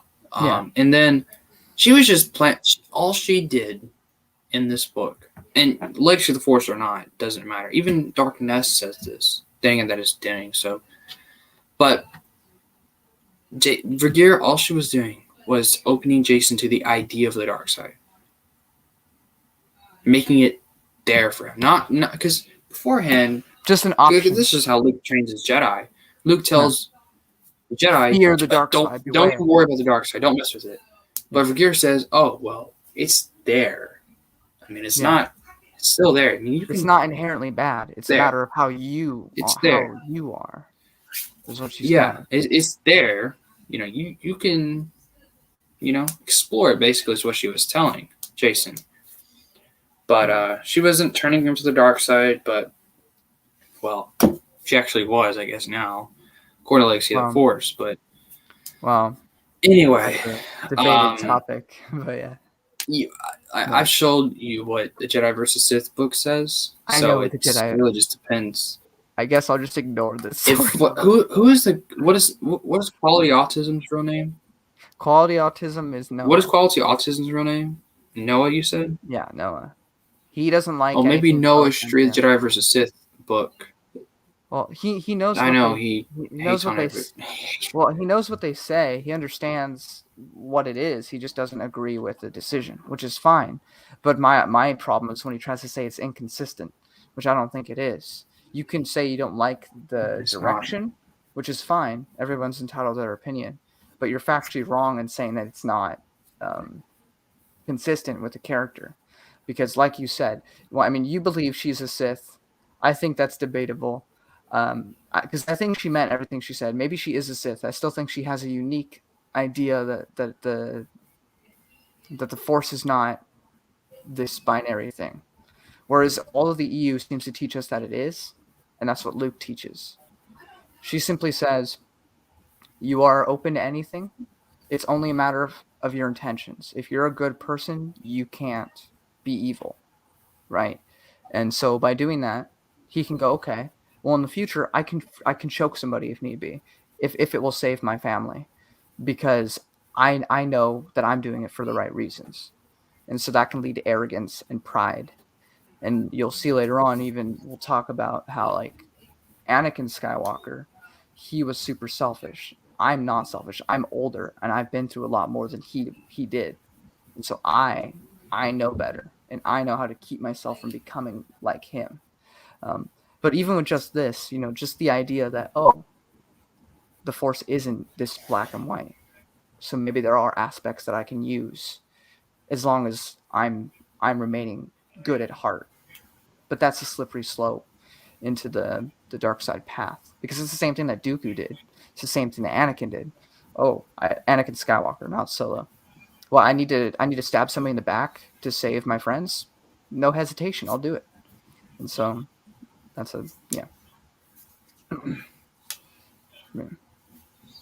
See, and that's why I love this book, Yeah, because this book brings up those kind of discussions, which is why I love this book too. It's very philosophical. Yeah. I don't necessarily believe that Vergil is a Sith, but if she is, If she is, it's fine. first of all, I don't like honestly it. though, I mean I think Lamia, the only reason why she brought up Vergil was to entice Jason. The That's only what reason I why she think. did it, I think. But Because Forget is such a I mean, hot hasn't button. Denny said that? Hasn't Denny said Denny has said. when he was writing that he actually intended for her to be? Yeah, no, Denning wanted her to be a Sith. That's what he said. That was his intention. But since, as far as I can tell from reading future stories I haven't gotten to yet, they never explicitly show 100% proof that she was. So it's there's a lot of characters, you just have to take their word for it.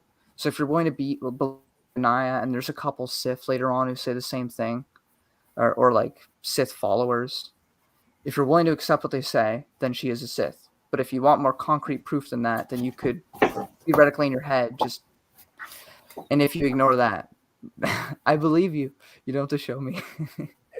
But for the people who may not believe me, this was a canon book before the reboot. Yeah. I'm gonna read what it said. I made a video on it on Instagram, and if I can find it,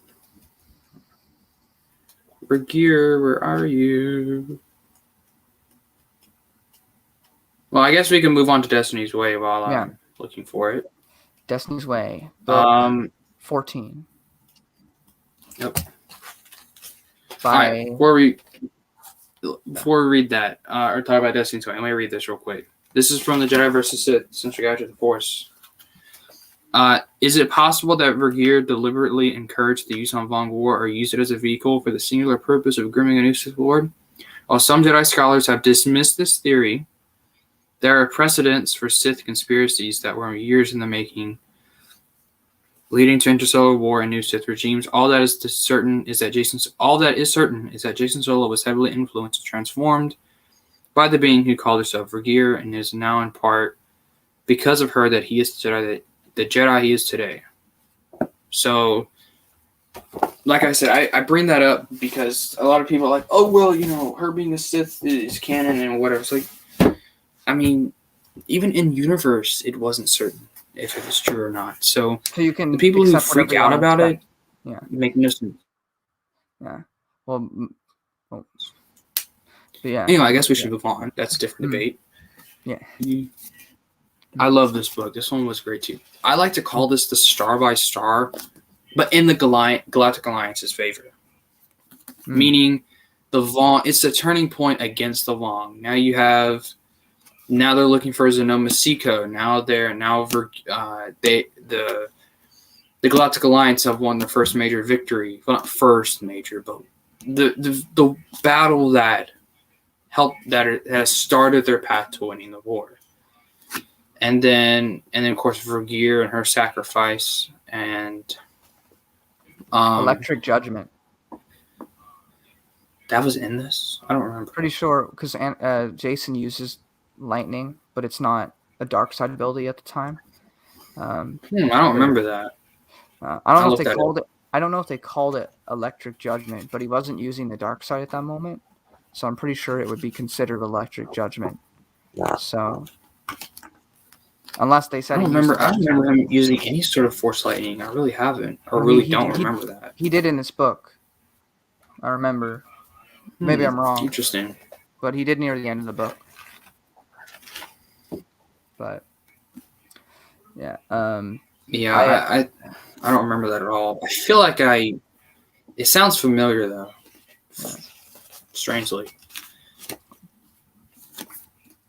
But yeah, this book was like I said, I like to call it this because Star by Star, that was in the Vong's favor, right? This is the same thing, it's just in the Galactic Alliance's favor now. This is the other turning point in a way. Because now Numenor, this is on, well, he lost at Evac 9, so now he's, of course, going to be, well, not shamed, but Shimra's not going to like him no more because he's failed so many times by this point. And then, of course, Vergil sacrificed herself for Jason. Jaina killed Savon Law. That happened, and I was shocked when that happened because I actually wasn't spoiled. Most of the deaths in the series I was spoiled on, but that I wasn't spoiled on, so it was pretty shocking. I thought he died maybe in the Unifying Force. I thought he'd last till the end. Yeah, no, but they he had to didn't. introduce Shinra, make him be the main antagonist. Main. Yeah, main. But yeah, that was I really enjoyed that one. Oh, also you had the a lot of people say this is a contradiction. I don't. The second knighting ceremony that the twins and all the other Jedi have. From what I remember reading, it was supposed to be kind of like essentially theater to kind of inspire hope, I guess, or something like that. We knew they were knights. Even the Dramatis, I don't remember how you say it, Dramatis Personae. Yeah, Is they that how say you say Jedi it? Knight. Yeah. They call them Jedi Knights, so it's like they've been Jedi Knights for a while. It's not their knighting ceremony. Their knighting ceremony was in Young Jedi Knights, but this one was meant to just to inspire hope in people, not as an actual knighting ceremony. And this is was also where that's what I was about to say. It's also the time when Luke crowned Jaina as a Sword of the Jedi. Best title ever that anyone can have. Yeah. I love that title for her. Though you would think Jason would have it. I mean, Jaina's more of a pilot than she is a Jedi. No. Well, remember, Luke didn't mean to say that. It was almost as if, which is again another counterpoint to Verger's point, because in here it almost seems like the Force does have a will of its own, which Verger says doesn't, because here Luke out of nowhere says this whole quote. He says he didn't mean to say that. He doesn't know where that came from. It just kind of like felt like he should say this exact thing, almost like God told him to, but in Star Wars universe, the Force, and he says this whole speech, and everybody's like, because to everybody he whispered like something. He whispered a little bit of like encouragement, but to her she said that out loud, but he didn't mean to do that.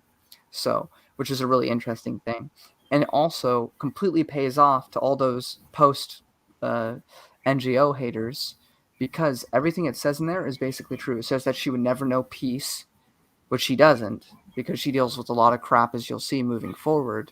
And yet she continues to be this force of light and hope, and being a strong arm for the Jedi Order, despite all the personal stuff she has to go through within all of that, which they say in the whole quote. So, yeah, it's epic though. Yeah, that's true. All that's true. Yeah, that was I love this book too. I love them all, but this one was, I think it's up there, one of my favorites for sure. Walter John Williams should have had more books or done more books. I think he would have been good. But yeah, I mean, you basically said everything. So, yeah, I guess we can move on. Getting close to the end. Now to this trilogy. Sad. The Force Heretic trilogy. Not my favorite. Your favorite, right? No. I do like a lot of stuff about it, but it just drags. The first book. Here are the books. I mean, it's a trilogy, so it's a lot more. Also, cool thing, the art for the cover art for these books is done by the same person that did the cover art for the Star Wars comics that focused on Quinlan Vos in between episode 1 and 2. There was like a Darkness issue that focused on the what are the names? Oh my gosh, the Anzati, and they have this like creepy looking art for the comic book issue, and it's made by the same artist who did the art for the covers of these books, which I thought was really cool. So I didn't know that until recently. I think it was Meg Reviews who said that, and I was like, oh, I didn't even realize. So it was very cool. Yeah, these books definitely have probably the best cover art in the whole series, especially where is it? Book 2. This was some of my favorite cover art in the series. I think that's Tahiri, I'm pretty sure, right? I think that's Jaina. The black hair. Yeah, but the lightsaber's blue. She doesn't have a blue lightsaber. Tahiri does, though. Pretty sure that's Tahiri because she was on Bakura when that was. Because this, I mean, that's a sister book right here, Yeah. obviously, but pretty sure it's what it doesn't matter. But favorite cover art for the series right here. Yeah. The glare is annoying. Here, I got mixed feelings. The first book I liked. Actually, That's I the one liked with most of Pelion, it. right? This is where we bring back the Empire, right? Yeah, this is where Pelion gets involved again because he was in Dark Tide briefly, but now the Empire is really getting involved. And the Pelion has this epic speech in this one. There's like, does he? I thought it was See, epic. I don't remember. I I'm don't sure remember. it was. It's Pelion. It's where he's like threatening the Vol, and he's like, "Go ahead, do it," or something like that. Oh, I think I remember. I know what you're saying. Yeah. Yeah. It's awesome. Yeah, that was really cool. And then there was that. Isn't this with the Yavithan in it too? When they get genocide killed. I think so. They have like a moment where they travel to a place and they find out that they've just been wiped out, and they were basically the pre-Vong because in the Bantam era, Yeah, there was like one left, and then he killed himself or something. Or something like that. Yeah, he blew himself up and killed one of Janet's pilots.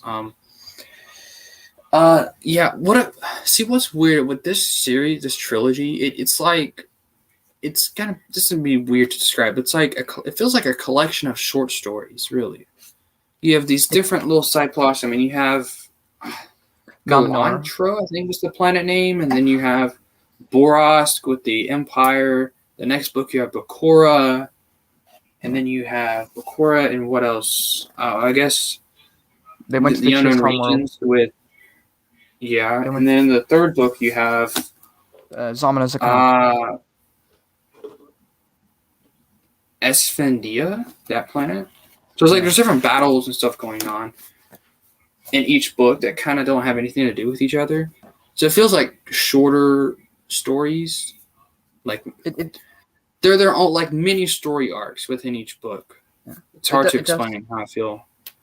It feels kind of like a love letter, though, to the Bantam era, because there's a lot of continuations of stuff, like with Bakura being the biggest one, the Yvethan stuff. And so in that respect, I appreciate that, bringing back, some of these things that were kind of just ignored after their books came out. So to have all that stuff come back, besides just, like I mentioned, actually have them be important to the plot in some way, I thought was really cool. But at the same time, a lot of the series just drags on because like the whole point of the series is to get them to the living planet, and it takes them 3 books to do it because they meander and they meander and they meander to get to where they need to be so they can have a trilogy. Then you had all the other side plots with Han and Leia and Jaina and Tahiri and whatever. Yeah, my favorite side plot though in that I appreciated, which I was probably the most invested in, which I don't know if is a positive thing because it was a side plot, was the whole plot with Naminor on a I forgot about that. I loved his, I love that too. That was cool. We haven't really talked about Naminor, but I love that he's it's weird because he kind of believes in his religion, but he kind of doesn't at the same time, because you even see back in Star by Star, he's like, oh, I don't like technology, Vong don't like technology, but to keep the Vong's mouth shut so he doesn't get in trouble, he willingly picks up some blasters from the heretics and shoots them because he doesn't want to get in trouble. And he's all about his own power and his own position, and so he'll do whatever he has to do. But then in this trilogy, you have a shamed one say like, you're just like us now, and he gets really offended by that. He like takes the shamed one, throws him against the wall, and starts beating his face in because he doesn't like being compared to the bottom feeders. But at the same time, he doesn't really believe in the religion anyway. But yet he doesn't like the idea of being that low. It's not about the religious aspect of them being shamed. It's the idea that he's at the bottom like them. He hates that. And I just love how he tries to like rise back up in power throughout these 3 books. Being a fake religion, like pretending to be a prophet and everything. I love it. I thought that was really cool. He's my favorite villain of this series, even though he's more of a side character. But yeah, he's my favorite EU villain in general. at the moment. That may change with Cadus coming up. I don't know, but Cadus, however you pronounce it. But Cadus. I love and I really love that side plot with him. But my favorite plot in this was the looking for Xenomasiko plot when they travel to the Chiss homeworld Scylla. I think that's how you pronounce it. Cilla, Scylla. I think so. And then they meet Sunter Fell's there. Of course, Jagged. Is he there? No, Jagged's with Jaina. I'm dumb. Yeah. Jason and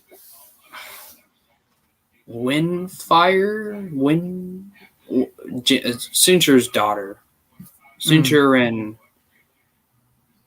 that Wedge's sister's daughter. I don't remember her name. Yeah, I forget. But their daughter, right? Kind of, they had a cool moment with Jason. I thought it was kind of cool, which is weird because we never see her again. I don't think. Do we? I think in Fate, she's in Fate, but like briefly. Yeah. And then isn't Danny Quee back at this point? Unfortunately. Yeah. I was reading through it. I'm like, because I was a huge fan of Jason and Tenno Ka and Young Jedi Knights. I'm reading this. I'm like, did Shane Dix and Sean Williams forget that Tenno Ka exists? Apparently. Well, I mean, at this point, she's supposed to be at the Hapen homeworld because she's not the queen. Well, then I guess, does Jason forget? Apparently. Yeah. Well, yeah, my biggest issue is that the whole series forgot because by the first book, Vector Prime, there's no mention of them being together. It's almost as if they were never together. I mean, I guess we can assume they broke up, but they never show us that. As far as we know, they were together in Young Jedi Knights, which happened like 6 months prior. Next thing we know, they're not together. And then he's hitting on Danny Quee. So there's like... Isn't there like a making out scene between them? I'm pretty sure there was. At some point. But I think Luke walks in. He's like, oh, I'm going to leave. I remember laughing at that. One good part about it. Luke, he walks in like, oh, I'm going to go. So that was cool. Yeah. But the whole thing with looking for Xenomasiko and then arriving there and all of that was really fun. Yeah. Also seeing Anakin Skywalker or like Zana Zakat using him, I really like because I love when we get for the end of NGO and then everything passed, all the prequels have come out basically by the end of NGO. So they really start like just having connections between the prequels, which I really appreciate. And they start doing that a little bit here with Anakin because he came to the planet in a prequel book. And so they show that and they're like, yeah, Luke Skywalker's actually, like, Luke Skywalker's like, oh, Anakin used to be a cute little boy. I think before I start Legacy of the Force, I might read Rogue Planet real quick. I have it. I probably should read it because it's nothing like a prequel. Yeah, it's nothing fantastic though. I'll say it's okay. You never know. I like the unpopular stuff. Yeah. Well, it's okay. I think we should. Yeah. I think we should move on to Final Prophecy. Again, Greg Keyes' third and final EU book. The cover is kind of weird, but yeah, I don't like the cover. Actually, before we do this, I gotta take a quick bathroom break because I gotta go. Okay. So I'll entertain them. Yeah, we'll talk about this. How you turn your camera off? There's a button on the bottom. Yeah, stop cam. Yeah. Thank you very much. I'll be back. It's just me now, but there's nobody here, so I must entertain. Side note, on my channel, I'm currently reading, or I just finished reading Jedi Quest, and since you're talking about Anakin Skywalker, pretty great. Little young adult series. But yeah, I will say, finishing up on this trilogy, that I really enjoyed a lot of aspects of it. It just feels to drag on, for sure. Definitely, I feel like it could have been shortened. But there's a lot of cool aspects to it. The Bakura stuff, that drags on a bit, but it's cool. Bringing back the Yavethans, just have them die. The Chiss stuff, I love the Chiss, so it's always cool to see that. So definitely an interesting trilogy. And as the next book, when he comes back, we get into more of Nominor, which of course is my favorite person in this series. So yeah, it is a little bit awkward. But we're doing it because he just left me. So I gotta continue the fight. How you doing, Christopher? You doing all right? But yeah, I will say. I have returned. Good. Me and Christopher said. Good. Good that it's awkward. Book 18, The Final Prophecy. He's the only one out of my cousin Chris. He's the only person that has showed up. Well, I mean, Steve showed up, but he didn't stay. I guess that makes sense. It's been almost 2 hours. Yeah. Anyway, okay, let's continue. Final Prophecy. Boom. Second to last book in the series. Probably one of the shorter books too. Actually, no, it's not. Anyway, I love this one too because it's Greg Keyes, and I love Greg Keyes. I love it because Nominor is centered in it, which I love. So, and it focuses on Tahiri, which is also one of my favorite female characters. I love it because it's Tahiri. Yeah, that's what I was saying. I love it because of Tahiri and Nominor. So, because those Corn Horn is in this. He's actually pretty tolerable in this one. Yeah. He was tolerable in Dark Tide. He wasn't mean to Luke. It's only iJedi. It's only iJedi where he's iJedi. iJedi. Don't let iJedi taint your view of Corn. Every other story he's in, he's fine. He already has. Anyway, that one was. And you are lost. So that is Final Prophecy. A lot of it is dealing with Zunomasiko. By the way, if for the people who will be watching later, Zunomasiko is a living, sentient planet. Sounds really weird, but when you actually read it, it's actually pretty interesting. And he has it's not really a he or she, it's an it. This planet has a huge history with the Vong, and it's pretty much their homeworld. I guess it's spoilers. It is their homeworld, a piece of it that traveled from their galaxy, from the Vong's original galaxy into, the main Star Wars galaxy. And it grew and it hid for years. And of course, they're looking for it because Vergeer told them, hey, go get Zunomasiko, that'll help you. Or Sakat. I say Siko, you say Sakat. That's fine. But and the planet, it knows how to fight the Vong very well, so it was huge. So that's why they look for it. Now they found it. Korn and Tahiri are sent on a mission to Coruscant. I don't remember why they were sent on a mission there, but they were because there was a Vong who was willing to help them. Nen Yem. I think that was her name. Mm-hmm. The Shaper. No, she wasn't a Shaper, was she? Or a Priestess? I don't remember. One of those two. And then there was a religious, think somebody in the church, but for the Vong, who convinced them to also come along. Yeah, it was him, and the girl that came along with them. Nominor snuck aboard, and then they all went back to Zamna Zakat by midway through in that book. Yeah, then Nen Yem is killed. It's revealed that Nominor was the prophet the whole time. Harar joins the Jedi or whatever. Kind of. Actually, no. We thought he was dead at the end. And then it's revealed that he wasn't dead. Mm. And then, by the way, I thought Harar was because he was in Dark Journey, and you thought he was he was a jerk. That's what it felt like. Then he's a good guy. Whoa, really weird. But like I said, we found out a little bit more about the Vong and their origins, Zunomasiko's origins as well, and then Tahiri. Well, actually, by this point, Tahiri found a way to cope with her Vong personality. And then it just starts. It's the calm before the storm. So I guess we should get to the storm, right? The finale. The finale of this epic series. The Unifying The Unifying Force. by James. I love this book.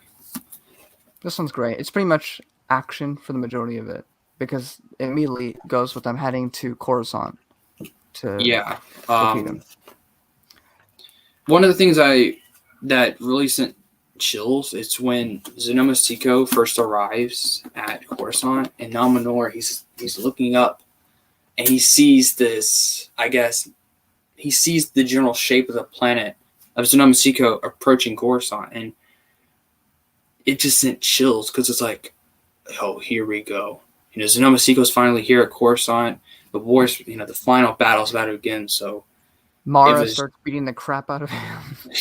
Yeah, it was really cool. I would say though, like the first half of the book wasn't bad, but it's like, I mean, it's set up what it needs to set up for the final battle. But I guess, I mean, Pash Kraken was in it. Kraken's son, Arian Kraken's son, I think. Jetter Page was in it. And they were two pretty cool characters in this. And then wasn't it like at a prison for the first? Yeah, they were in like a camp, and they found a way out. And then, well, there was a battle at Mon Calamari because Mon Calamari by this point was, of course, the Galactic Alliance capital because Coruscant was taken over. So the whole core was taken over, the core world, and then the Vong, they found out that Xenomasiko went to Coruscant, and they basically hightailed it out of Mon Calamari and went straight to Coruscant. And then, of course, there was like a virus because one of the people who went on, or one of like a New Republic soldier or whatever, was on like one planet, and he actually had the Alpha Red virus from one of the earlier books, which is this big thing that we didn't mention. Basically would kill all the Vong in no time.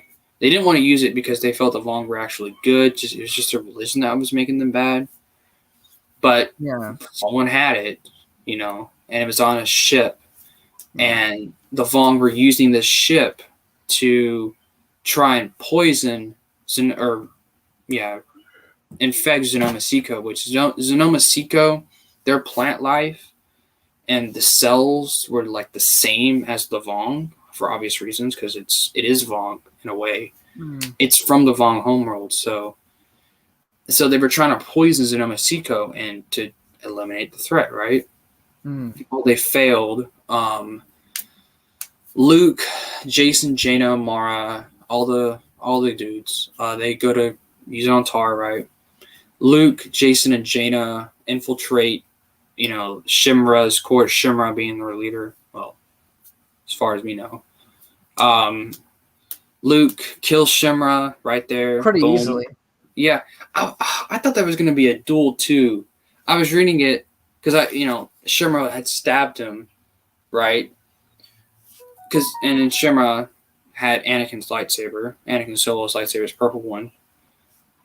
Luke takes the lightsaber, cuts the amphi-staff that stabbed him, right? In a couple pieces.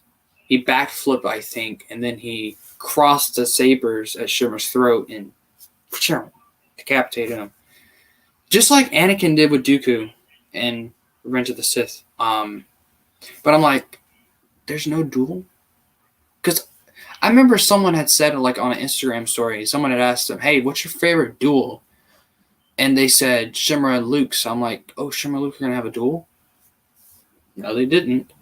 They had a little fight.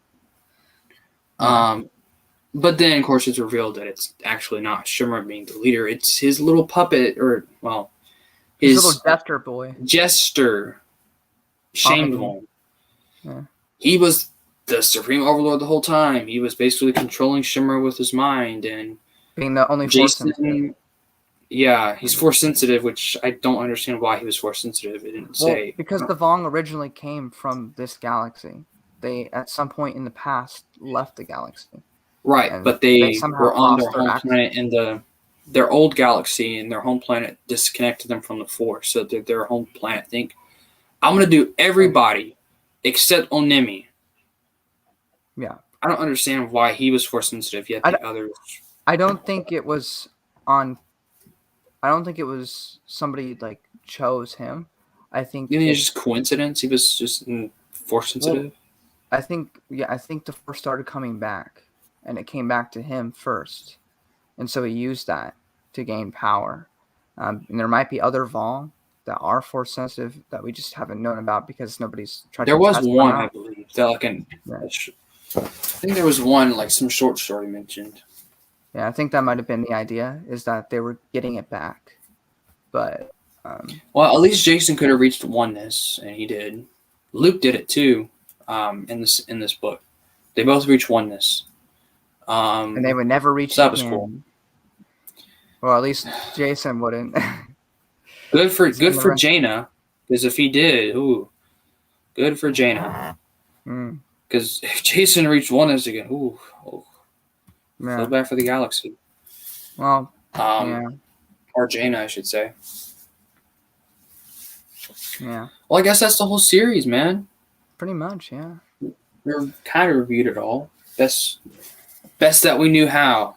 Yeah. Well, I don't think we're going to be able to do a lot of the other stuff I put on this framework. I didn't think it would take that long.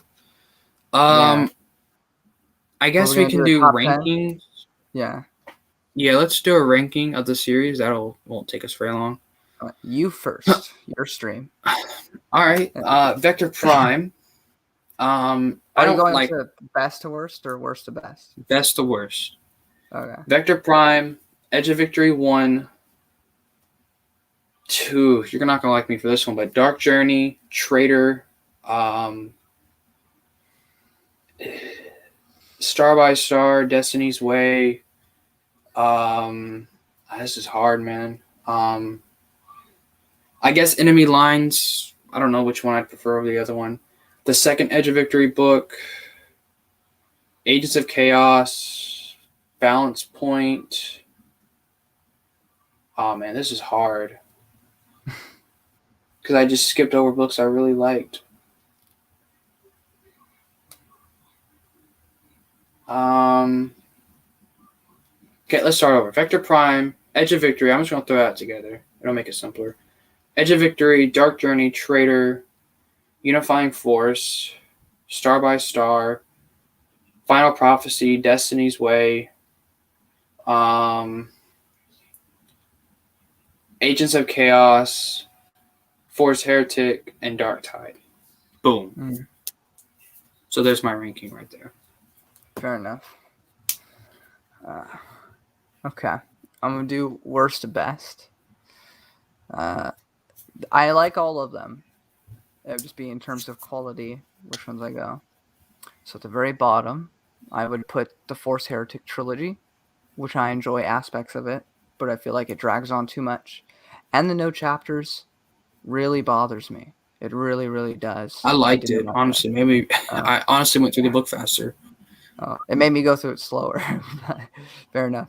The one after that, I would probably put...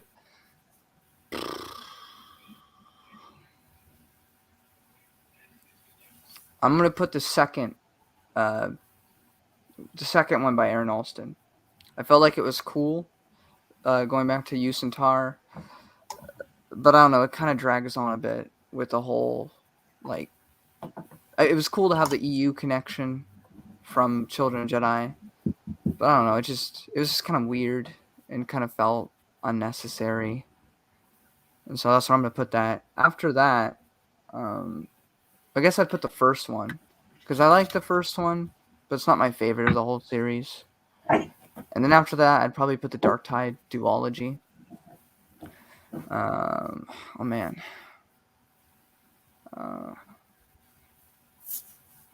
You wouldn't bring up the books? No, I got it. Balance Point would be the next one. After that would be Destiny's Way. No, the second book in Edge of Victory, then Destiny's Way, then the first book in Edge of Victory. And that. Oh, actually, no. I'm sorry. No, the Han Solo duology that goes before the Edge of Victory books. And then I'd put Unifying Force. No, sorry. Final Prophecy, Unifying Force. And then what else am I missing? I think, Vector Prime. And then finally, at the very top, I would put, of course, my favorite book, Traitor, at number 1. So that's how I would go. Well, I guess we should do our final thoughts and the impact it's had on our lives, because, can't do everything on here. I'd love to. Yeah. And then if it's had any impact, it's just a book series, but it's had an impact on me. And then I guess I was going to do a Q&A, but nobody's here, so we're not going to do that. Yeah. But yeah, so I guess I'll go first. Final thoughts on the series. It is the sequel to Return of the Jedi, in my opinion. The sequel. Not the Thrawn trilogy, not the Jedi Academy trilogy, the New Jedi Order series. That is the sequel to Return of the Jedi, in my opinion. I think it's better than the prequels. It's obviously better than the sequels and anything else Disney's made. Not trying to hate on Disney, but come on. It's not better than the originals, but it's pretty freaking close. So it's my second favorite Star Wars story of all time. If I were to give it like a rating, 9.9 out of 10. I wouldn't give it a 10 out of 10 because I do have like some criticisms of it. 10 out of 10 is like perfect, but it's not. It's 9.9 out of 10, so pretty close.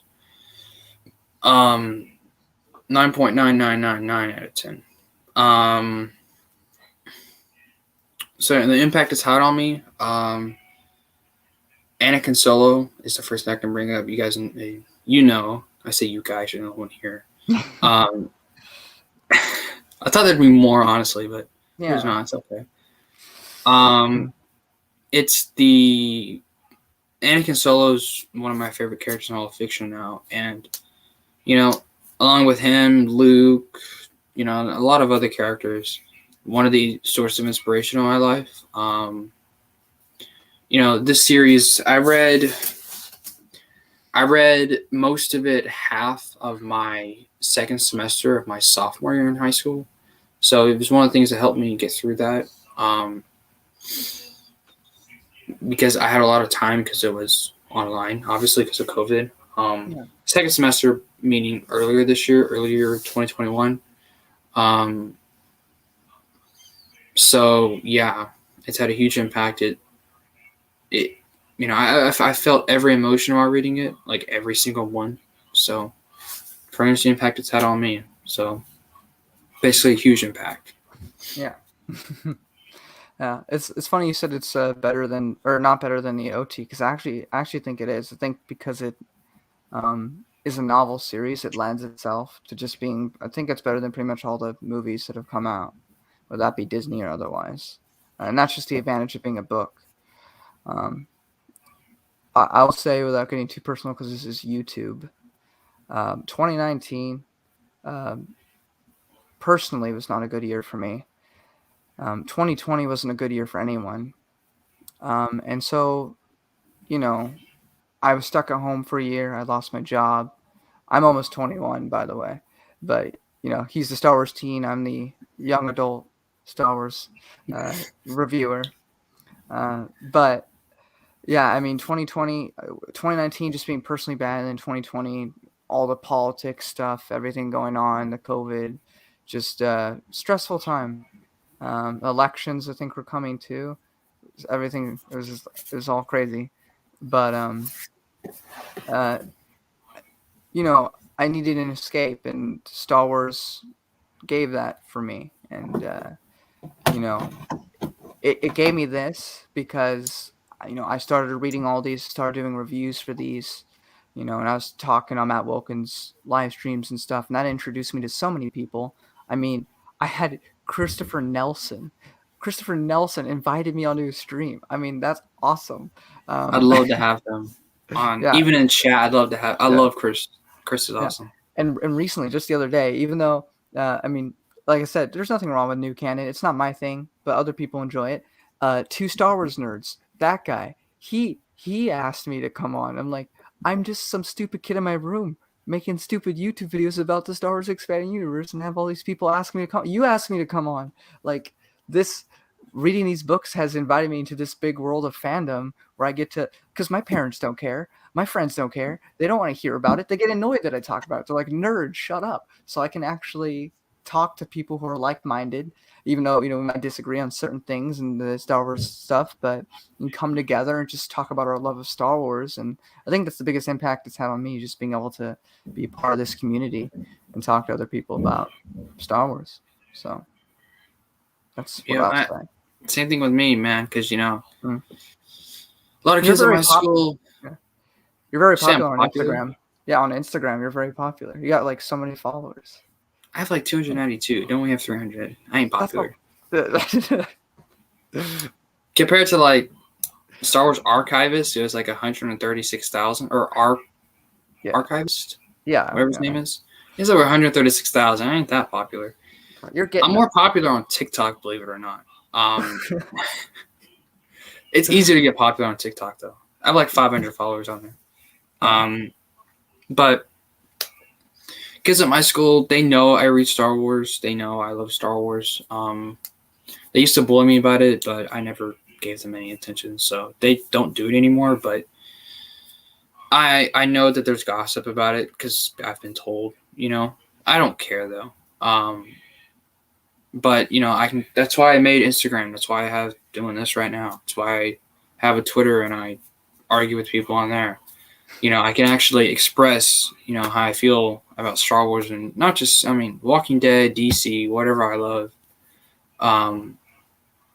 So, yeah, that's basically the same thing you said. You couldn't really do it in real life, so you came on the internet, did it on here. Nerded out on here. So, yeah, that's how I feel.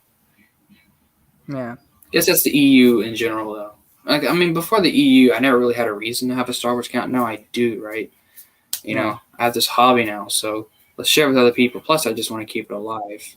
Yeah. Same. So, because there's a lot of hatred and people think the EU is dead. If it was dead, there wouldn't be 6 Thrawn books in the new canon. Yeah. And being in Rebels and probably being in the Ahsoka show and everything else. Yeah. Actually, I think that was confirmed that that I don't care. They're looking anyway. For Lars Mikkelsen, they already hired him. Oh, by what I've heard, it's a very reliable rumor. It's from a reliable source. But anyway, EU's not dead. It's in my bio. My goal is to celebrate and defend the original Star Wars canon, which is what all this is. And I've gotten so many people, EU haters, getting angry at me that I put original Star Wars canon on it. I've been told, you need to change your bio. It was never canon. Anyway. Ignorance is bliss. Yeah, I think it's more of arrogance, actually. Because we've debunked them. They just don't want to listen. By the way, I'll be making a video soon, just debunking them all.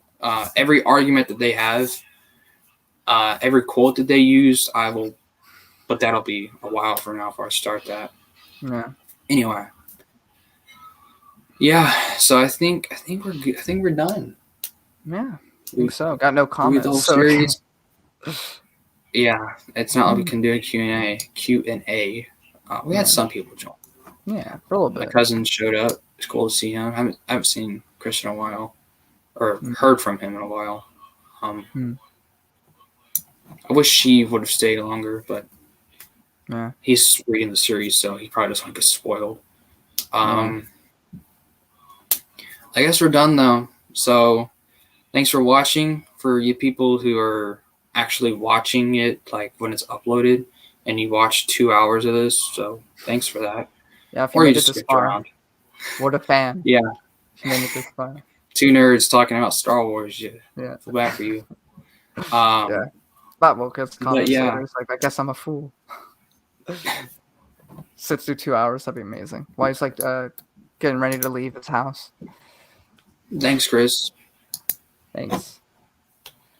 All right, so it's 8 o'clock where I'm at, which is I thought it'd be later, honestly. Yeah. Anyway, so I guess that's it. I'll go ahead and end the stream. Thanks for coming, Alex. I really appreciate it. No problem. Soon, I don't know what the next stream will be about, but I want Iron Inquisitor to join us. If you'll be there, of course. That's if you. I'd love to have him on too. I will come whenever you ask, assuming I Alright. can. If I'm not working, It'll probably be on Tuesdays. I'll probably do a podcast. okay. Since, Then I'll you'll usually be available. free. Yeah. Yeah. So hopefully, maybe I don't know who else. Like maybe Matt. I don't know. That'd be awesome. He could come join. Yeah. It'd be awesome. Matt could join.